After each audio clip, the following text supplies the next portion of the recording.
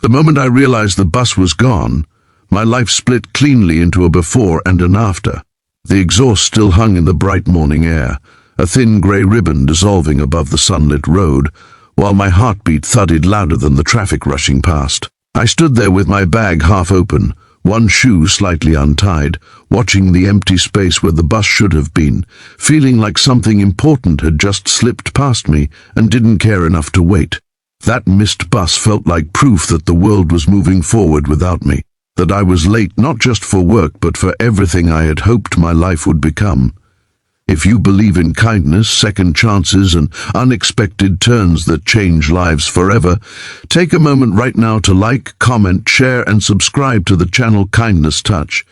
Stories like this remind us that even small moments can carry enormous meaning. That morning had started like so many others, wrapped in daylight that was too bright for how heavy my thoughts felt. I was 28 and exhausted in a way sleep never fixed. My job at a small printing warehouse paid the bills but never touched my dreams, and every day felt like a quiet negotiation between who I was and who I had once wanted to be. I had left my apartment late, skipped breakfast, and jogged down the street under a clear blue sky, convincing myself I could still make it. When I didn't, I felt the familiar sting of failure, sharp and personal, as if the universe itself had sighed and said, "Of course you did." I walked toward the bus stop bench, the paint chipped and warm from the sun, and sat down with my head in my hands. The street around me was alive with daytime noise, delivery trucks unloading, shop doors rolling open, a distant school bell ringing somewhere beyond the row of trees. Everyone else seemed to have a place to go, a schedule they were keeping, a life that made sense. I checked my phone, already calculating the cost of a rideshare I couldn't afford, and the explanation I would have to give my supervisor, knowing it would sound like every other excuse I had ever made. That was when I noticed the coffee cart across the street, its bright umbrella catching the sunlight like a small, stubborn promise. I hadn't planned to spend money, but standing still felt worse than moving, so I crossed the road and ordered the cheapest thing on the menu. As I waited, I became aware of someone standing nearby, not intruding, just present, the way some people seem to occupy space gently. The day felt different all of a sudden, as if the air had shifted slightly, and I couldn't quite explain why. Her name, I would later learn, was Aria Calder. At that moment, she was simply a woman in a light denim jacket with sleeves rolled up, hair pulled back loosely, eyes focused on the street as if she were studying it rather than watching it. She held a notebook under one arm, the pages worn and bent from use, and there was something about her calm that contrasted sharply with the storm inside me. I caught myself glancing over, then quickly looking away, embarrassed by how exposed I felt in my frustration. The coffee vendor handed me my cup, steam rising into the clear air, and I realized I didn't have enough change. Panic flickered through me again, a small but familiar shame, until the vendor waved it off with a smile and told me not to worry about it. That kindness alone nearly undid me. As I stepped aside, Aria shifted slightly to give me room, and our eyes met for just a second. There was no dramatic spark, no movie-style moment, just a quiet recognition that felt strangely grounding. I returned to the bench with my coffee and sat there longer than I meant to, letting the warmth seep into my hands. The bus stop began to fill with people waiting for the next route, their conversations blending into a low hum. I felt invisible among them, and at the same time, oddly safe. When the next bus arrived, I hesitated. Something held me back, a sense that rushing forward without thought was exactly what had been breaking me down all along. I watched Aria cross the street and sit on the opposite end of the bench, opening her notebook. The pages were filled with sketches and lines of writing, and though I couldn't see the details, I could tell it mattered to her. She wasn't killing time, she was using it. That realization hit me harder than I expected. I had been so focused on not falling behind that I'd forgotten to ask myself where I was actually going. Eventually the bus came and went again, and I was still there, still breathing in the bright daytime air, still feeling like something inside me was slowly unwinding. Aria stood up, tucked her notebook away, and walked toward the same direction I needed to go. Without planning to, without even fully understanding why, I stood up too and followed at a distance, not in pursuit but in parallel, like two lines briefly sharing the same direction. The walk that followed wasn't dramatic. It was ordinary streets, sunlit sidewalks, the smell of fresh bread drifting from a bakery, the sound of construction somewhere down the block. Yet with each step, my frustration softened into curiosity.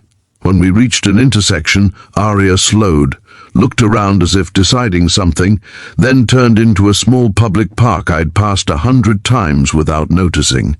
On impulse, I turned too. The park was quiet for that time of day, benches scattered under leafy trees, sunlight breaking through in shifting patterns on the grass. Aria sat at one of the benches and opened her notebook again, completely absorbed. I sat at another bench across from her, sipping my coffee, letting myself exist without a plan for the first time in years. It felt reckless and responsible all at once. Minutes passed, maybe more. My phone buzzed with a message from work, the disappointment I expected wrapped in polite words. I read it, exhaled, and surprised myself by not feeling crushed. Instead, I felt present. Missing that bus had forced me to stop running, and in that pause something fragile but hopeful had begun to grow. Eventually, Aria stood up and walked past my bench, and as she did, she dropped her notebook. It fell open at my feet, pages fluttering in the breeze. I picked it up and called out, my voice steadier than I felt. She turned, surprised, then smiled in relief as she took it back. That brief exchange, that simple act of returning something important, felt like the true beginning of everything that followed. We didn't talk much that day. There was no long conversation, no exchange of life stories, just a few shared moments under the open sky, a mutual acknowledgement that the day had offered something unexpected. When we parted ways, it felt unfinished, like a sentence without a period, but not in a painful way, more like a promise waiting patiently. Over the weeks that followed, our paths crossed again and again, always in daylight, always in ordinary places that slowly became meaningful. The same bus stop, the same coffee cart, the same park bench warmed by the sun. Each time the weight I carried felt a little lighter. Aria's presence didn't fix my life, but it reminded me that I was allowed to change it. She pursued her art with quiet determination, working odd jobs while filling her notebooks with ideas that mattered to her, and watching that courage made me question my own excuses. The challenges didn't disappear.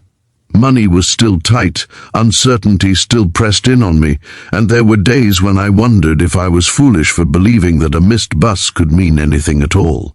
But then I would remember that morning, the exhaust fading into sunlight, the kindness of a free coffee, the calm of a stranger who wasn't rushing past her own life.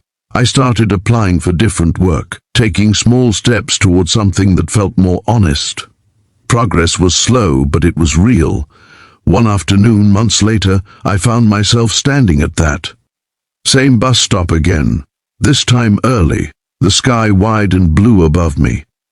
Aria stood beside me, notebook in hand, and the bench no longer felt like a place of failure but of beginnings. I realized then that if I hadn't missed that first bus, I would have missed all of this too. I would have stayed in motion without direction, never stopping long enough to notice what was quietly waiting for me. If this story is touching your heart right now, if it's reminding you of a moment when life surprised you in the best way, please take a second to like, comment, and share this video.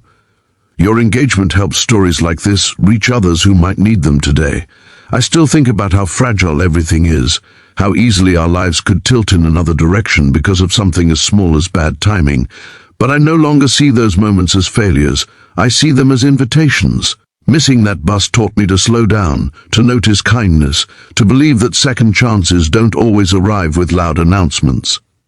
Sometimes they show up quietly, in daylight, asking only that we pay attention. Before this story ends, I have one special request for you. Please comment below and share a moment when something didn't go according to your plan but ended up changing your life for the better.